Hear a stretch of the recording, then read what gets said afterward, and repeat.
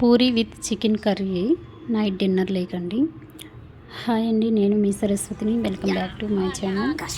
చెప్పాను కదండి, ఎవరు లేరు, పిల్లలందరూ ఊరికి వెళ్ళిపోయారు అనేసి. సో నేను, మా అక్క, మా పాప డిన్నర్ లెక్క వచ్చేసి పూరి చికెన్ కర్రీ చేసుకుందాం అనేసి అనుకున్నాము. రొటీన్గా నైట్ రైస్ తినాలంటే డైలీ కూడా తినాలనిపించదు. సో ఇలా అయితే ప్రిపేర్ చేసుకున్నాము. మా పాప అయితే కానీ బాగా ఎంజాయ్ చేస్తుంది పూరి విత్ చికెన్ కర్రీ. తనకి కారం లేకుండా కొద్దిగా చికెన్ ఫ్రై చేసి పక్కన పెట్టేశాను. తింటుందండి, చూడండి ఎలా సందడి చేస్తూ తింటుందో మా పాప అయితే. కానీ పిల్లలు మా అందరితో పాటు కూర్చొని తింటే కొద్దిగా ఎక్కువ అన్నమే తింటారండి. ఒక్కరే మనం తినిపిస్తే తినరనమాట. పిల్లలు తోడు కానీ లేదంటే మనతో పాటు కూర్చొని తింటే కానీ చాలా బాగా ఎంజాయ్ చేస్తారు ఫుడ్ని. సో ఇలా అయితే కానీ నైట్ డిన్నర్ అయితే మాది ఇలా అయితే అయిపోయిందండి. సో చూడండి, కొంచెం ఫన్నీగా కూడా ఉంటుంది ఈ వీడియో.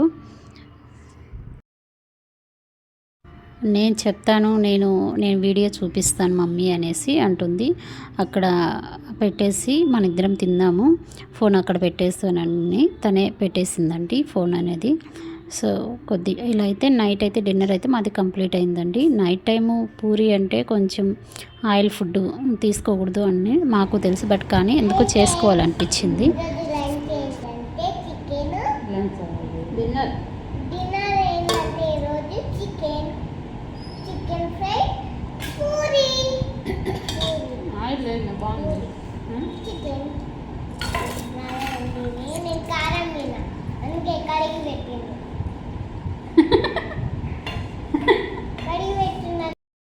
పూరి ఎక్కువ ఆయిల్ పీల్చుకోకుండా ఉండాలి అంటే ఒక చిన్న ట్రిక్ అండి. పూరి పిండిలో మనము కొద్దిగా రవ్వ వేసి, సూజీ రవ్వ ఉంటుంది కదా, ఆ రవ్వ వేసి మిక్స్ చేసి పూరీలు చేసుకుంటే ఆయిల్ అనేది ఎక్కువ పీల్చదండి. సో కొంచెం ఆయిల్ లేకుండా బాగుంటుంది, తినడానికి కూడా కొద్దిగా బాగా పూరి పొంగుతుంది, బాగుంటుంది.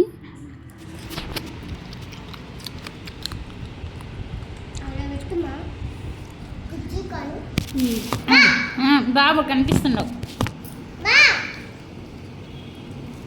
హాయ్ ఫ్రెండ్స్, ఈరోజు మా డిన్నర్ ఏంటంటే చికెన్ ఫ్రై పూరి. మనం లంచ్ చెప్తాం ప్లీజ్. ఇది డిన్నర్ టైం, మనం డిన్నర్ చెప్తాం ప్లీజ్.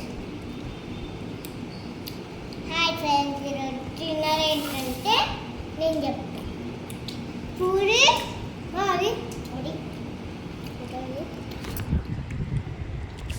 ఫ్రెండ్స్, ఈరోజు లంచ్ ఏంటంటే హాయ్ ఫ్రెండ్స్, ఈరోజు లంచ్ ఏంటంటే మాది ఈరోజు